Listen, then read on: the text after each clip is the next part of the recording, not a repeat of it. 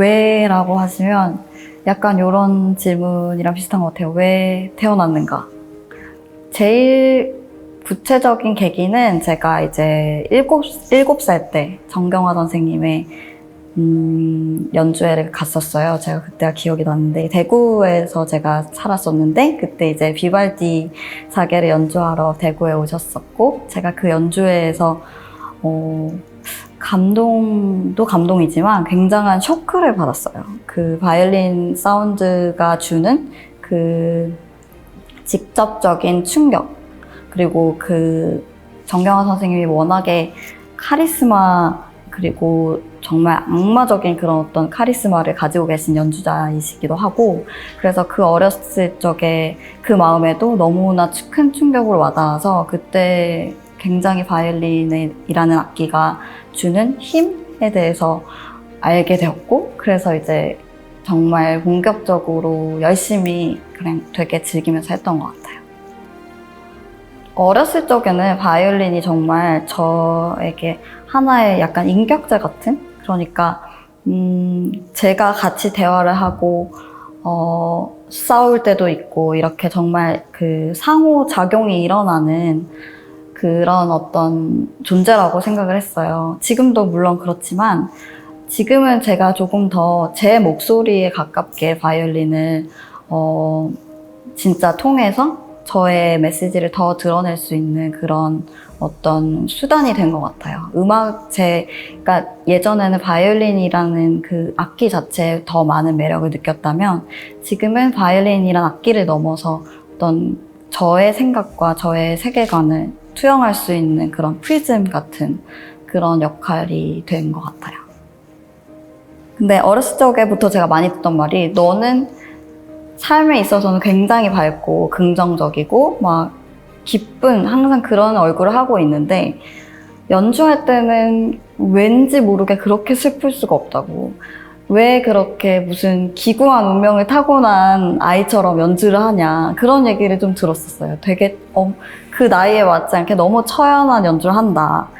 그래서 그런 부분에서 제가 좀 깊게 생각하고 많이 생각하며 연주하고 그리고 또 그런 부분을 잘 느낀다고 생각을 하니까 아무래도 그게 좀 특징이 되지 않나 싶은 생각이 있고 그리고 저는 바이올린을 하지만 바이올린이라는 악기에 이제 국한되지 않는 어떤 노래를 늘 하고 싶은 사람이거든요. 그래서 저는 원래 어렸을 때부터 노래를 너무 좋아해서 동요대회도 무지 많이 나갔었고 그래서 노래하는 걸 그냥 좋아했어요. 그거는 제가 볼 때는 그냥 제가 타고난 어떤 열망? 어떤 그런 욕망인 것 같아요. 그래서 그 노래나 음악을 통해서 저를 표현하고 그것들을 통해서 사람들과 공감을 얻어내는 그런 과정에서 제가 제일 기쁨을 얻었기 때문에 그거를 바이올린을 통해서 더 효과적으로 할 수 있게 되어서 너무 감사하고 네, 그런 점이 조금 다른 바이올리니스트들과는 구분이 되지 않을까 싶어요. 조금 더 바이올리니스틱한 부분보다는 싱어 같은 그런 면모를 많이 보여드리고 싶고 그런 것들을 통해서 깊게 연결되는 그런 경험을 많이 하고 싶어요.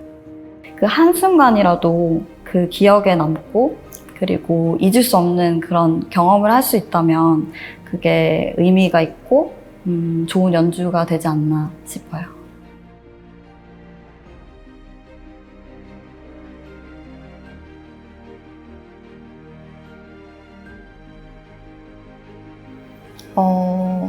평소에 일단 몸에 나쁜 건 전혀 하지 않고요. 저는 친구들이 거의 놀릴 정도로 너는 그러다가 150살까지 살겠다 막 이럴 정도로 이렇게 몸에 나쁜 거는 일절하지 않는 그런 방법으로 살고 있습니다. 몸 건강도 그렇지만 정신 건강이 요즘에는 엄청나게 화두잖아요. 그래서 저는 제가 정신적으로 늘 너무 건강하다고 생각을 하고 있었는데 이번에 코로나를 겪으면서 아무래도 음악가들이 너무 모든 분들이 그랬겠지만 음악가들이 특히나 연주를 원래 하고 이랬던 생활에서 너무나 반대의 삶을 살게 되면서 힘든 시간을 겪으면서 이게 정신 건강이 내가 막 자만하고 있을 게 아니구나 하는 생각이 들더라고요. 그래서 이제 어떻게 이것을 다스릴 것인가에 대해서 많이 고민을 하다가 제가 어렸을 적에 많이 도움을 받았던 그 태극권이라는 마셜 아트가 있어요. 그 중국에서 온 무술인데요.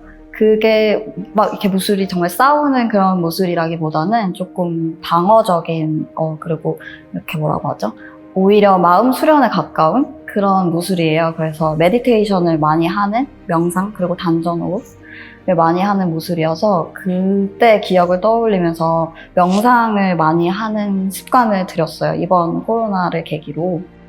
처음에는 제가 심리학 책을 재미로 많이 즐겨봤었어요.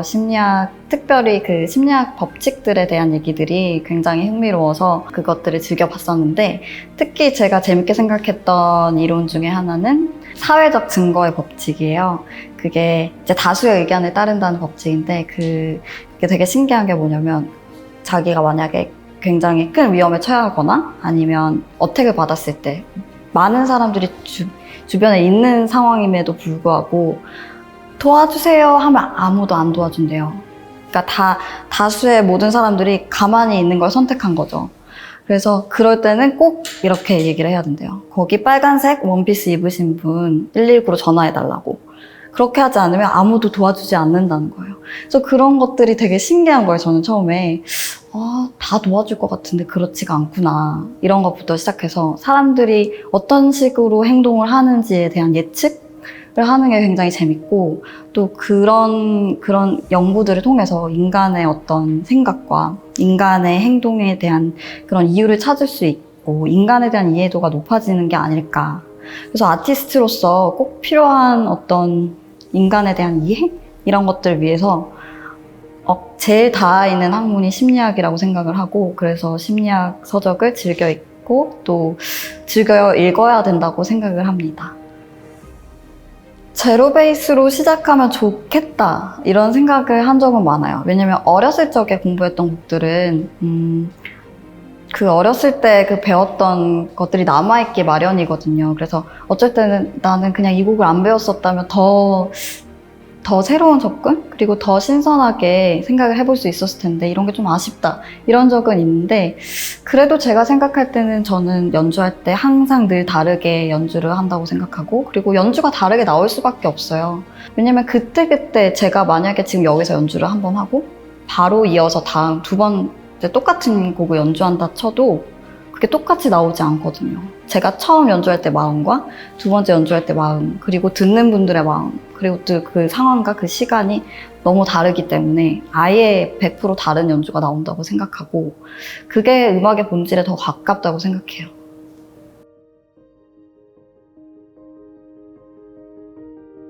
우리 음악가들은 항상 그 전 시대, 그러니까 훨씬 옛날에 써진 그 음악들을 항상 다루고 그것들을 다시 복원하는 작업을 하는 사람들이잖아요. 그래서 옛날 그 고전 문학들을 읽어보면 그 시절의 사람들이 사랑하는 모습은 지금 시대와 많이 다르구나. 훨씬 더 열정적이고 훨씬 더 애틋하고, 왜냐면 쉽지가 않았기 때문에 그래서 그때 그 감정과 그 깊이는 좀 달랐겠구나. 이런 것들을 저는 그 음악에서도 많이 느끼고, 그 음악에 공감을 하기 위해서 이제 고전 문학들도 많이 읽게 되는 것 같아요. 그래서 그것들을 읽으면서 조금 로망이죠. 어떻게 보면 그런 시대를 돌아갈 수 없는 지금 삶이고 우리가 살아가고 있는 거잖아요. 그런데 그 시기로 돌아갈 수는 없겠지만 어떤 그런 정신을 이어가는, 그래서 저희가 분명히 해야 될 일이 있다고 생각을 하고, 그래서 중요하다고 생각해요. 그래서 예를 들면 당연히 작곡가가 그 곡을 썼을 때, 그 음악을 썼을 때 어떤 상황에 놓여 있었는지, 아니면 어떤 나라, 어떤 장소에서 어떤 사람들과 어울렸었는지, 이런 것들에 대해서 컨텍스트를 파악하는 게 필수라고 생각을 하고, 그래서 작곡가의 생가에 가본다던가 이런 노력들을 하면 굉장히 많이 도움이 되는 것 같아요. 어떤 디스코그래피를 후에 쌓아갈까, 이것들을 많이 생각하게 됐어요. 그래서 어떤 통섭이라 그러죠. 다른 큰 줄기? 이렇게 음악적으로 제가 음악가로서 어떤 세계관을 구축하려면 큰 줄기를 잡아서 이렇게 나아가야 된다고 생각을 하기 때문에 그것들을 위해서 방향을 정하고 미리 갈 수 있다면 내가 진짜 원하는 방향대로 나의 세계관을 좀 어느 정도 정립을 할 수 있지 않을까 하는 생각으로 그런 기준으로 다음 곡을, 레퍼토어를 뭘 배우고 싶은지를 요즘은 많이 생각을 하게 됐고, 특히 제가 가장 이제 가깝게 음악적으로 소통하는 라파 블레츠라는 피아니스트, 그분의 삶을 보면 정말 진짜 따로 종교 수행자가 따로 없어요. 정말로 음악을 두려워하고 음악에 대한 가치를 너무나 위대하게 생각하는 그런 자세에서 더 나이가 들수록 빛나는 음악가가 되지 않나. 그리고 저도 그렇게 되고 싶은 소망이 있습니다. 저는 연습하기 전에 어떤 곡을, 작곡가가 작곡한 곡을 할 거 아니에요? 그럼 그 작곡가에 대해서 알아야 되고, 그 작곡가에 대한 삶, 그리고 또 그 곡을 작곡하게 된 배경이라던가 아니면 그 곡이 줬던 영향, 그 시대에 줬던 영향, 어떤 의미, 이런 것들을 먼저 파악하고 가면 훨씬 더 수월하다고 생각해요. 그리고 나서 이제 자기화를 시키는 과정이 제일 오래 걸리는 이제 그 과정이겠죠. 연습의 과정. 그 과정은 사실 늘 힘들어요. 아예 모르는 언어를 내가 배우는 그런 느낌의 곡일 때도 많거든요. 사실 처음 접하는 작곡가들은. 그래서 그 과정이 가장 고되고 오래되고, 하지만 그만큼 또 보람이 있는 작업이죠. 그러니까 일단 그 작곡가의 언어를 익히게 되면 그 작곡가가 원했던 메시지라던가 아니면 그 배경들, 그 컨텍스트와 이루어져서 그 사람의 세계관이 보이는 그런 경험을 하게 되니까. 그냥 묵묵히 나아가야 하는 때라고 생각해요. 그때는 그냥 멈추지 말고 묵묵히 내가 하던 걸 하면 다시 그 시기는 지나가고 다시 또 마법 같은 순간들이 올 거라는 거를 너무 많이 경험을 했고, 그래서 그거에 대한 믿음이 있기 때문에 그렇게 두려워하지는 않는 것 같아요, 이제.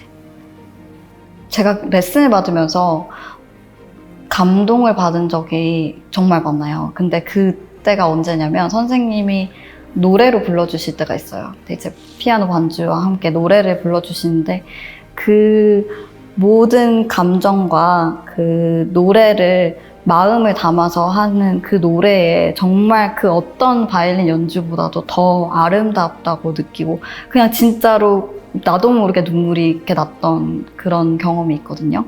근데 그거의 이유는 제가 볼 때는 선생님이 그냥 그 음악에 얼마나 감동하는지에 대한 거가 많이 느껴졌던 것 같아요. 그 음악에 얼마만큼 감동받을 수 있는지, 내가 음악이 인간한테 미칠 수 있는 그런 영향? 인간의 감정을 어떻게 영향을 주고 순화시킬 수 있는지, 그런 것들의 힘을 너무나 잘 알고 있는 선생님이시기 때문에 그런 것들을 우리한테 더 잘 보여주지 않으셨나. 그래서 아무리 힘들어도 이거를 해나가야겠다, 이 길을 끝까지 가보고 싶다, 이런 생각을 더 하게 만들어주신 아주 고마운 은사님이십니다.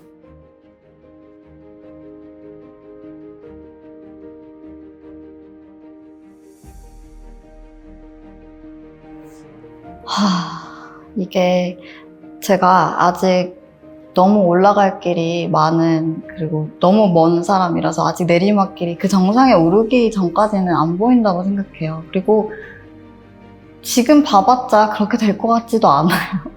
그래서 제가 볼 때는 아직까지 올라가야 될 길이 많기 때문에 그것에 조금 더 집중을 하고,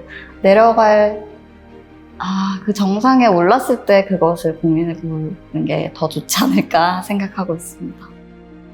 저도 아직 많이 조언을 구하는 입장이고 그렇지만 제가 지금 이 시점에서 해주고 싶은 말은 두려워하지 말고 도전했으면 좋겠어요. 정말 자기가 원하는 것이면, 정말 자기가 음악가가 되고 싶고 음악이 주는 어떤 그런 힘을 믿고, 그리고 그것들을 전하고 싶은 그런 미션을 자기가 가지고 있다, 이런 믿음이 있으면 그 믿음을 안고 정말 두려움 없이 나갔으면 좋겠어요. 예를 들면 또 제가 줄리아드에서 공부했을 때는 실비아 로젠버그라는 선생님과 공부를 했었거든요. 그분은 지금 연세가 거의 90이 되셨어요. 그런데 항상 하시는 말씀이 요즘 젊은 사람들은 너무나 늙은 마음을 가지고 있다. 나보다도 더 궁금한 게 없고 나보다도 더 삶에 찌들어 있고 그래서 어떤 자극에 대한 그 반응이 없다는 거예요. 그래서 그런 것들을 왜 그럴까 고민해봤을 때 아무래도 너무나 많은 변화가 일어나는 이런 시대에 특화되어 있지 않나. 우리가 웬만한 변화에는 별로 놀라지 않는 그런 어떤 DNA에 그게 새겨진 것 같아요. 우리 시대를 살아가는 사람들은.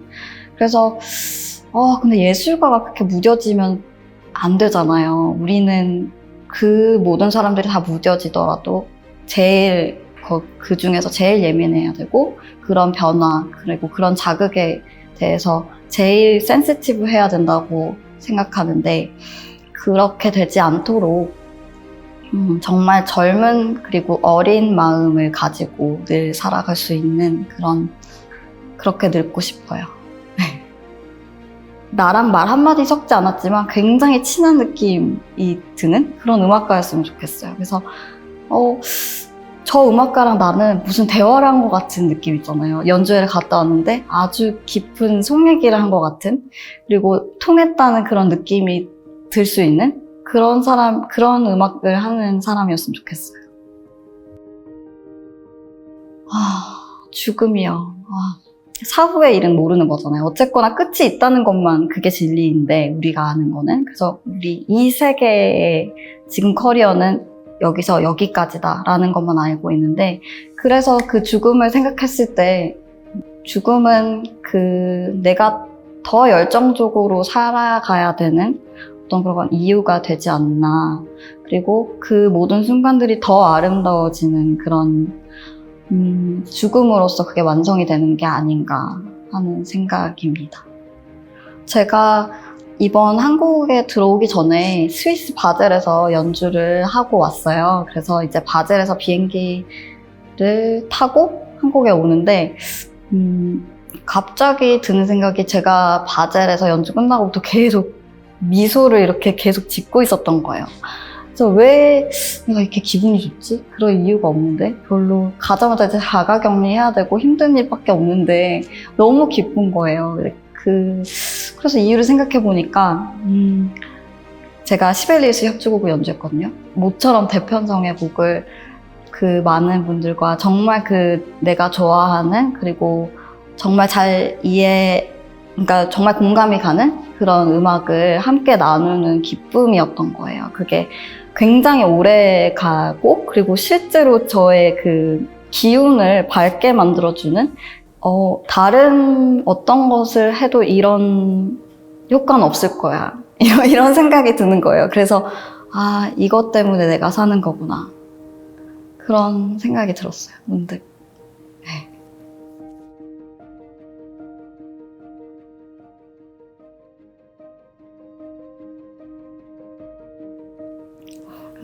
제가 옛날에 읽은 책이긴 하지만 최근에 다시 선물을 받아서 다시 읽어왔어요. 그 막스 뮬러의 독일인의 사랑이라는 책인데 그 책에 나온 그 책이 굉장히 은유적이에요. 그냥 100쪽밖에 안 되는 책이어서 함축적으로 의미가 담겨져 있는 시집 같은 책인데 시적으로 표현을 하면 그 의미가 저는 확대된다고 생각을 하거든요. 그리고 그 시적인 거를 제일 더 시적으로 만들면 음악이 된다고 생각해요.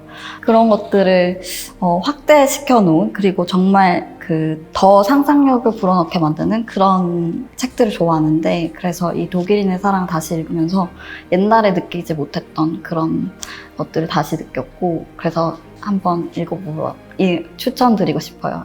읽으셨으면 좋겠어요. 네, 추천 음반으로는 제가 최근에 듣고 굉장히 감명을 받았던 음반 중에 추천을 드릴게요. 크리스티안 심머만 폴란드 피아니스트인데요. 이분이 다시 베토벤의 피아노 협주곡을 녹음하셨어요. 전곡을 사이먼 웨틀과 런던 심포니 오케스트라와 함께 녹음을 했는데 같은 시기였어요. 그게 12월에 방송이 됐었는데 저도 음반 녹음을 2020년 12월에 했었거든요. 저도 폴란드에서 녹음을 할 때 굉장히 힘들었는데 이제 그런 상황에 대한 공감 그리고 뭔가 그런 것들이 이루어져서 그런지 이번 베이토벤 협주곡 음반은 정말 특별하게 들리더라고요. 그리고 특히나 오케스트라 멤버들의 연주들이 아주 좋아요. 왜냐면 그분들이 어떤 마음으로 임했는지 제가 되게 잘 알고 있거든요. 정말 오늘 하루 어떻게 될지 모르는 그런 급박한 상황에서 이루어졌던 음반이어서 그런지 더 열정적이고 더 음악하고자 하는 마음이 많이 들어간 음반인 것 같습니다.